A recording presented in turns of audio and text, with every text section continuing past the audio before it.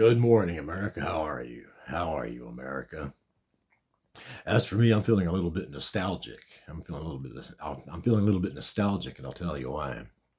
It's been brought to my attention that my children they're curious about their ancestors, and I made a video the other day talking about my father, and I figured, well, it's only fair to talk about my mother as well. So I want to make a quick little video for my children, because they're curious about their grandmother. Her name was Betty Jo Bowen. Betty Jo Bowen, or Bowen, and Bowen was her maiden name. She was born in Palmyra, Missouri. Okay, she was a country girl. She was a country girl. My mother was. Yeah, she was a. I can in 2 words. I can describe my mother in 2 words. Hell raiser. My mom. She was a spark plug. And dare I say, my mother. She was a bad influence on me just a little bit, and I'll tell you why. I'm getting ahead of myself. I'm getting ahead of myself a little bit. I want you to go back in time with me just for a sec. Go back in time with me to the New Mexico Badlands, and it's 1979. All right, and my dad's working on a car out in our front yard. He's working on a car because our car is broken down. You understand? And it turns out he needed a new alternator for this car. Long story short, he noticed that the neighbor's got a 1966 Ford Fairlane 2-door fastback just sitting out there collecting dust behind his barn. So my dad, being the fella that he is, he went over there. He introduced himself to the neighbor. He went up there. He knocked on the door. He said, "Hey, my name's Charlie, and I'm working on my Mercury across the road there, and I need some parts. I noticed you got an old Ford back there behind your barn, and he wanted to." So my dad, he said, "I'll buy that alternator off of you. How much you want for to sell me that alternator from your Ford?" So the neighbor guy, he was impressed with my father. So he leans back, and he's and I was standing there. I was a boy still, and I was listening in. So the neighbor guy, I can't remember his name, but he says, "I'll tell you what I'll do." I said, "I'll sell you the whole damn car." He says, "I'll sell you the whole damn car because it's just an eyesore for me as far as I'm concerned."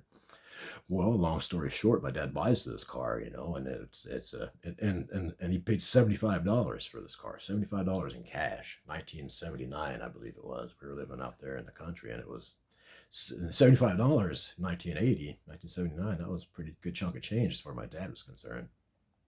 That's not important. What's important is my mother. Like I said, she was a hell raiser.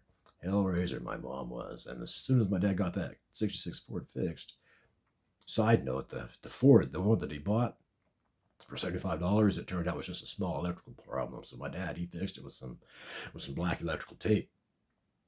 And it was a short circuit. And so anyway, my dad fixed it. And just real quick, the electrical malfunction for this Ford that he bought for $75, this Ford Fairlane, was a 1966 Ford Fairlane, mind you, and it had what they called 3 on the tree. And for those of you who don't know, 3 on the tree is a column shifter. You got your steering wheel here, right? And then right behind you, you got your lever. Like in an automatic transmission, you go from reverse, park, drive, click, click, click. Well, in this, it's a manual transmission. So that column shifter, it operates that manual 3-speed gearbox, okay?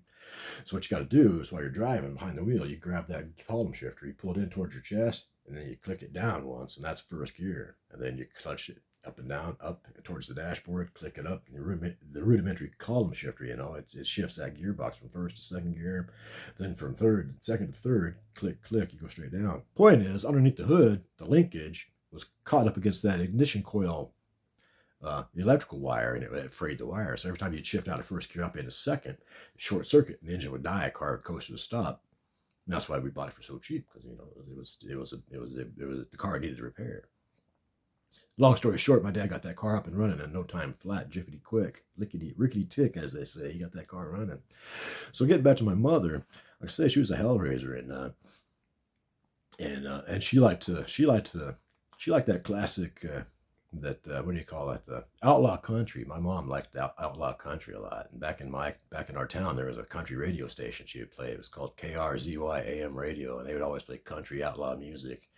So anyway, long story short, we get this Ford Fairlane, and my mom, she asked me. She turns around, and I'm sitting in the jump seat. My brother, he wasn't there. My sister, she was working at Burger King at the time, so it was just me and my mother. And she, as I told you, she was a bad influence on me as a youth. I was 9 years old, and she looks over at me, and she goes, "Son, I'm going to show you how to get rubber."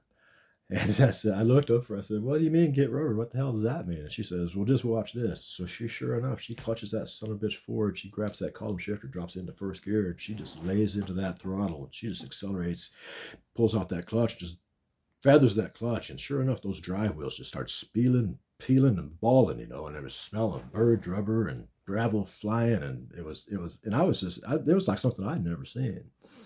But after the fact, I asked her, I said, well, where did you learn how to do that? She said, well, I learned that from your Uncle Larry. He used to take me out honky tonking and shit. And he'd cut donuts in the parking lot with his car. My Uncle Larry, he had a 1950 Ford two-door, Tudor, two-door Ford.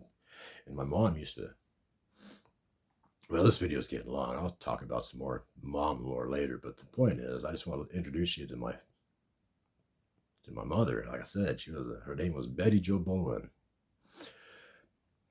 She was a good woman. She was a firecracker though, and she, like I said, I miss her. I miss her.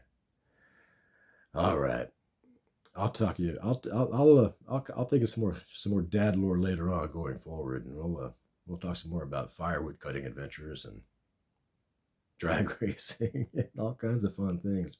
But anyway, Betty Jo Bowen, that was your grandmother. She was a wild child. All right. Thank you. Thank you, America. We'll talk soon.